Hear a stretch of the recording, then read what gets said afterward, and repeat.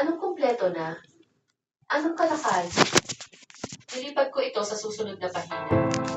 Ika-18 ng buwan, nag-request ang kabilang panig na patagalin pa ng kaunti bago ibigay. May banta na baka kami sinusundan. Bumilis ang tibok ng puso ko, at lalo ko pang binilisan ang paglilipat ng pahina. Bawat pahina ay naglalaman ng maiksing tala. Magkakahiwalay ngunit sapat na para maunawaan kung may malaking itinatago ang asawa ko. At hindi ito isang simpleng bagay lamang. May mga nakasulat dito na lalong kailangan sa akin. Kung sakaling magkaroon ng problema, unahin kong isipin lahat ng videos. Huwag ipaalam sa asawa. Hinaba ko ang notebook. Pakiramdam ko ay binibusan ako ng malamig na tubig sa akin. Huwag ipaalam sa asawa. Nakaupo lang akong nakatulala. Higit 10 taon na kami nagsasama. Inakala ko kilala ko na ang asawa. Pero lumalabas na wala pa lang maalam-alam sa mga hindi ako sa ng cellphone. Dahan-dahan kong binuksan ang mabuti na lamang at nagpagdala ilaw ang screen at walang nakalagay na tayo. Binuksan ko ang inbox para basahin ang mga mensahe. Lumabas ang napakaraming text na pawang maikli palitan ang mensahe lamang. Walang nakalagay na pangalan, kundi puro numero lamang ang telepono. Kailan ang delivery? Wala pa bang pagbabago? May mga taong nagtatanong na nanatili lang palitan. Nadalamig ang buong katawan ko habang binabasa. Hindi ko simpleng push lang sa itong bagay na lagi sa mga. Itinapa ko ang telepono habang nandito pa rin ang aking mga. Nakapatong ang TV sa tabi nito. Tinitigan ko ito bago lumingon muli sa loob. Titignan ko ba ito? Ang kalahati ng pagkatao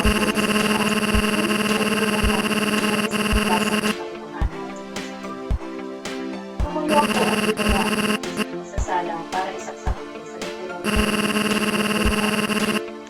Ilang photos ang lumabas sa mga video. Ang isa ay video clip na pinuha mula sa isang na may lamang lalaki. Ang mga mata ko para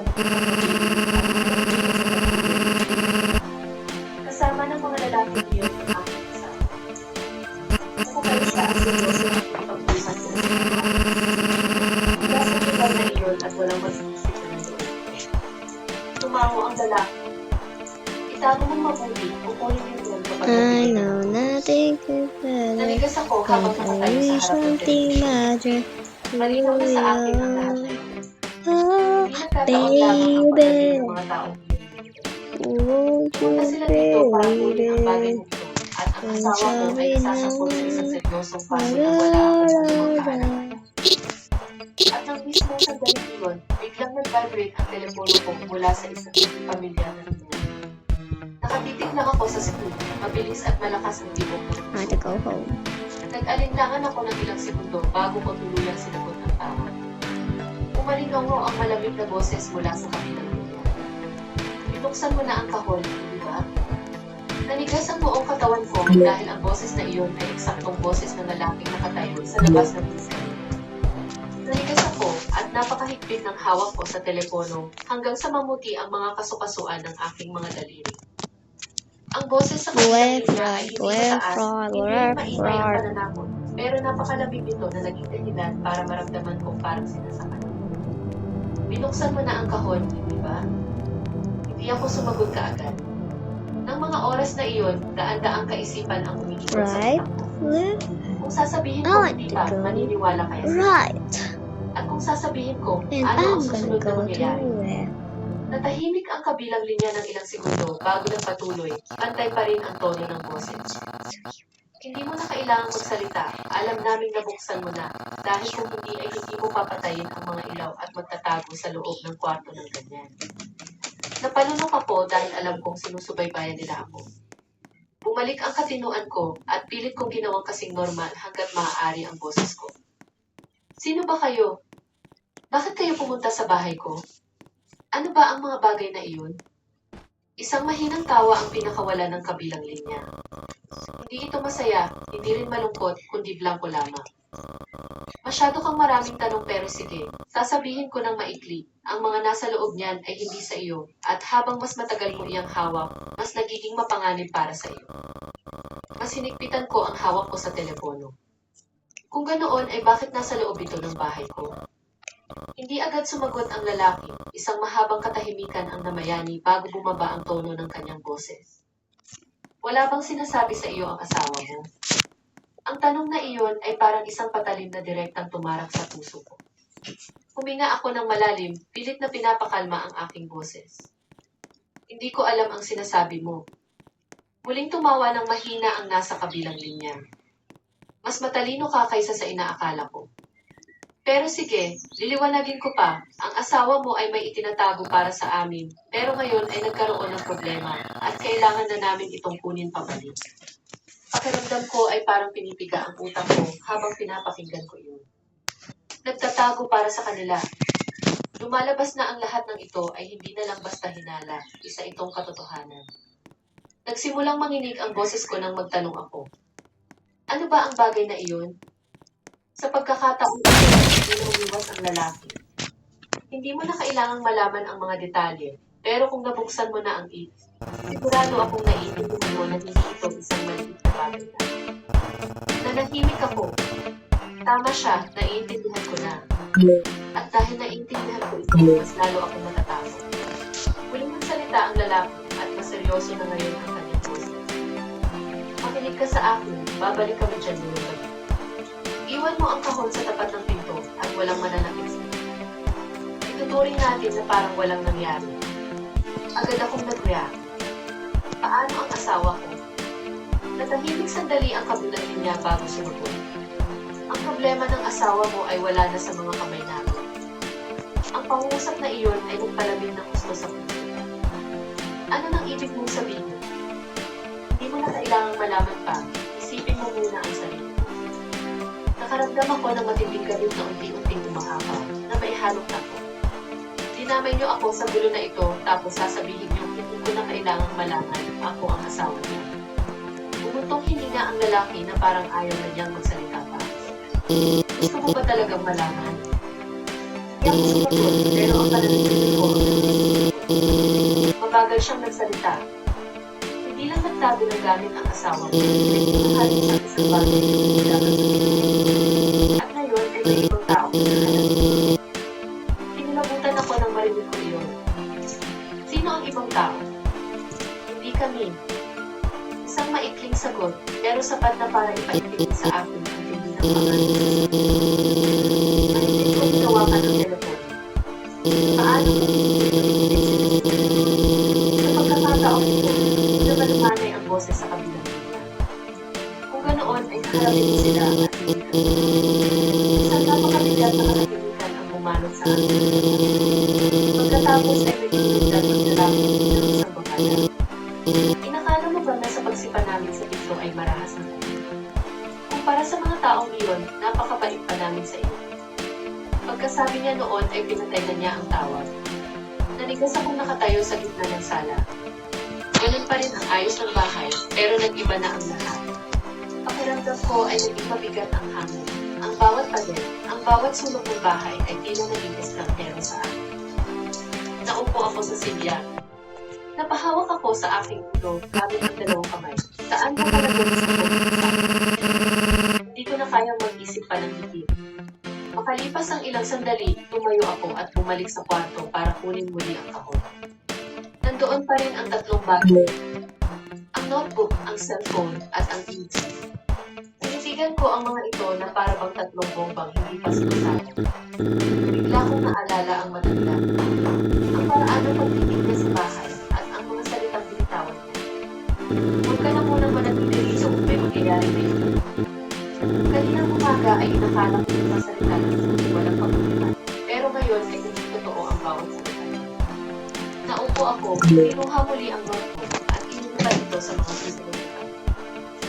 Sa pagkakataong ito, mas binasa ko itong pagkuhan. Malapit sa hulihan ay may isang kausap na pagkuhan. Kung may mangyari, hanapin ang dating tapunan sa lumang pwede na ibas. Ito lang ang nakakaalam kung paano ito ayos. Binasa ko ng paulit-ulit ang pangusap nito. aking tauhan sa lumang terminal ng bus, biglang may isang imahe pumasok sa isip. Ang matanda, hindi ko may paliwanag kung bakit, pero malakas ang tutok ko na siya ang tao. Hindi nagkataon lamang na lumitaw siya sa tamang oras. Hindi nagkataon lamang na binibigay niya sa akin, at lalong hindi nagkataon nang malaman niya ng maaga ang lahat ng nangyayari. Bigla akong tumayo, kailangan ko siyang mahanap. Pero napahinto ako dahil madilim na sa labas at hindi ko alam kung saan siya naroon. Tumingin ako sa paligid ng bahay. Ang pananatili nito ay iligtas, pero ang paglabas ay hindi rin nakasiguro ng kalasas. Tumayo ako ng tahimik sa napakahabang oras, bago ako biglang napangiti ng kapaklan. Isang napakahinang pagtawa, pero kahit ako ay nakaramdam ng pagtatawa sa sarili. Sa buong buhay ko, hindi ko kailanman inakala na mahuhulog ako sa ganitong sitwasyon. Isang babaeng nagtitinda ng lugaw na bigla na lang nasangkot sa isang gulo na parang nasa pelikula. Pero hindi ito pelikula at walang sinuman ang magliligtas sa akin. Kailangan kong magdesisyon para sa sarili ko. Huminga ako ng malalim bago nagsimulang kumilos. Kumuha ako ng isang katsambag, isinilid doon ang kahon at itinali ito ng mahigpit. Pagkatapos ay nagbihis ako, kumuha ng kaunting pera, mga papeles at ang aking cellphone. Bago ako lumabas ng bahay, huminto ako at inilibot ang aking paningin sa kabuuan nito. Ang bahay na ito ang lugar kung saan ako tumira ng higit 10 taon, kung saan ko naranasan ang mga payapang araw at pati na rin ang mga nakakapagod na panahon. Ngayon, kailangan kong umalis sa kalagitnaan ng gabi na parang isang takas. Nilock ko ang pinto at humakbang palabas. Tahimik pa rin sa eskinita, madilaw ang ilaw sa poste at walang tao sa paligid. Pero alam ko na mayroong nagmamanman sa akin mula sa kung saan. Itinaas ko ang aking panyo para takpan ang bahagi ng aking mukha at mabilis na naglakad papunta sa malaking kalsada. Napakabigat ng bawat hakbang ko. Hindi ko alam kung tama o mali ang ginagawa ko. Ang alam ko lang ay mawawalan na ako ng pagkakataon kung mananatili pa ako roon. Habang naglalakad, naisip ko na kung makikita ko ang matanda, tatanungin ko sa kanya ang lahat. Sigurado akong may alam siya. Pero ang hindi ko inaasahan ay paglabas ko pa lang sa bungad ng eskinita. Isang motorsiklo ang biglang sumulpot mula kung saan at sumulpot sa mismong bahay. Hindi nakasuot ng helmet ang taong nakasakay at malinaw na tinanglawan ng ilaw ng poste ang kanyang mukha. Nanigas ako dahil ang taong iyon ay ang asawa ko. Tumingin sa akin si Juan at baka sa mga mata niya ang gulat at pag-aalala. Saan ka pupunta sa ganitong oras? At ang nagpatigil sa pag-ikot ng mundo ko ay ang isa pang taong nakasakay sa likuran niya. Nanigas akong nakatayo sa bungad ng eskinita.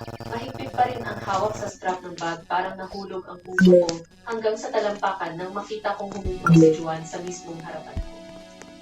Pero ang nagpapadalamig sa akin ay hindi ang biglaang pag-uwi niya, kundi ang taong nakaupo sa likuran niya. Isang estrangherong lalaki at hindi ito ang karaniwang pagiging estranghero. Dahil sa unang tingin pa lang, mararamdaman mo na agad na hindi siya madaling pakitulungan. Hindi direktang nakatingin sa akin ang kanyang mga mata, pero ramdam na ramdam ko pa rin ang matinding pag-obserba niya. Tumingin sa akin si Juan, medyo nagmamadali ang kanyang tono. Saan ka pupunta sa ganitong oras? Hindi ako pilit na pinapakalma ang sarili ko, pero sa loob-loob ko ay parang may nagwawalang mga alon. Ikaw, saan ka nanggaling? Napahinto siya ng bahagya, napakabilis lang ito, pero sapat na para mapansin. Sa pagkakataon ito, lalaki nasa likuran na ang nagsalita, garalgal at malalim ang boses niya. Ikaw ba si Maria? Unang pagkikita pa lang natin, pero marami na kami narinig ng gusto. Lumingon ako at tinignan siya. Sino ka? Tipid siyang humiti at hindi sumagot ng diretsyo. Ako ang kukuha sa bagay na nasa loob. Mas pinipilan ko ang pagkakakapit sa strap ng bag, hindi ko na kailangan Isang grupo sila. Hindi lang iyong 2 taong pumunta sa bahay ko kanina, kundi isang mas malaking grupo at ang asawa ko ay nasa dito nila. Hindi ko at tumingin ko. Alam mo ang tungkol dito. Hindi siya makatingin ng diretso sa akin. Umiwas ang mga mata niya at bumaba ang kanyang boses. Maria,